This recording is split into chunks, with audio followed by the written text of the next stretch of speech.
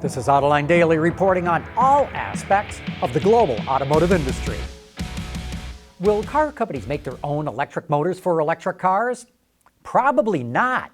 Powertrain executives tell us their customers cannot tell the difference from one electric motor to another. That means automakers cannot use electric motors to differentiate their brands from the competition. So why make them in-house?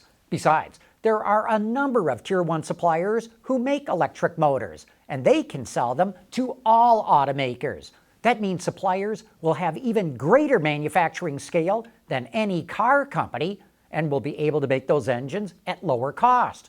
We cannot cite the sources for this information because no one will talk about it publicly. They're afraid of scaring all their employees who currently work on internal combustion engines. You know, there are lies, damn lies, and then there are claims about prices for EV batteries. The U.S. Department of Energy says the current cost at the pack level is $197 per kilowatt hour, and it expects that to come down to about $125 per kilowatt hour in the next few years. Some companies claim they're already paying well below that. Of course, you got to make sure they're talking about the full battery pack and not just the cells. But powertrain experts warn us some suppliers are selling packs close to $100 per kilowatt hour, and they're losing money on them. They signed contracts with automakers who promised them a lot more sales volume in the future if they're willing to sell below cost today. Automakers are desperate to sell more electric cars, and they're arm-twisting suppliers to get the cost down.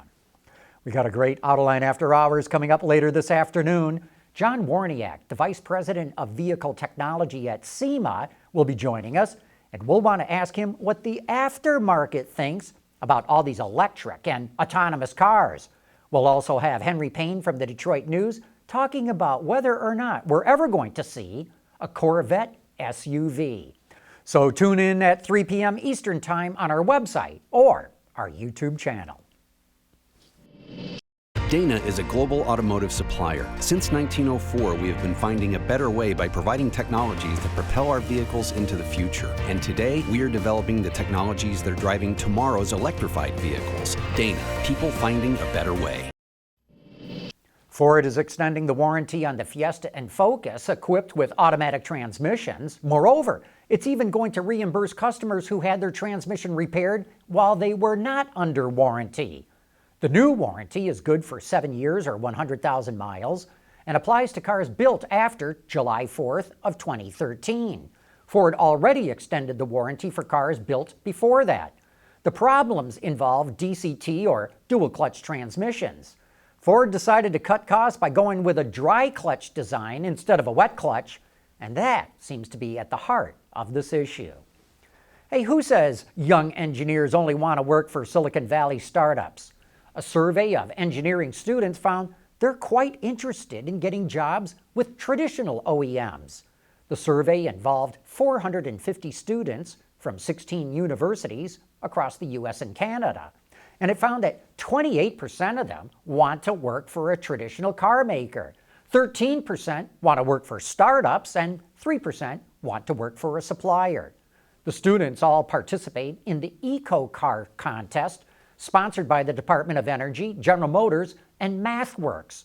GM gave the universities a new Chevrolet Blazer, and students had to improve the fuel efficiency, emissions, safety, utility, while maintaining customer acceptability. And maybe that's why they're open to the idea of working for a traditional automaker. GM also gave them seed money, technical mentoring, and operational support. Autoline Daily is brought to you by Bridgestone Tires, your journey, our passion, and by Dana, people finding a better way. Engadget reports that Jaguar is going directly after Tesla owners. Jag is offering them $3,000 off the price of an I-Pace. The offer even applies to people who live in a household that has a Tesla.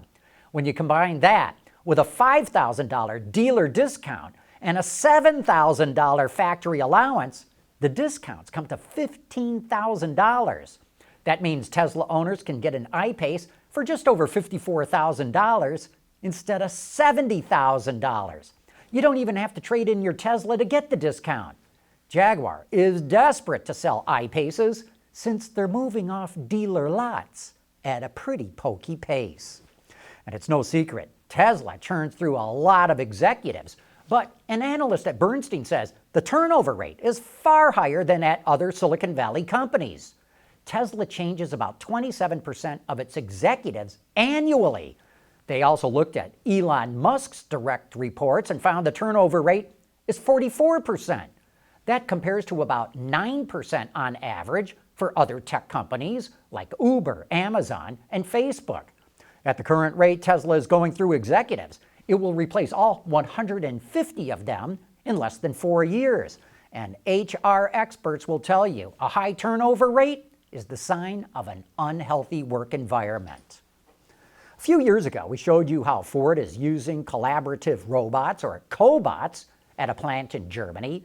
And now Spanish automaker Seat is using Cobots at its factory at Martorell. They attach the names of the Ibiza and Arona to the rear hatches of the vehicles as they come down the line.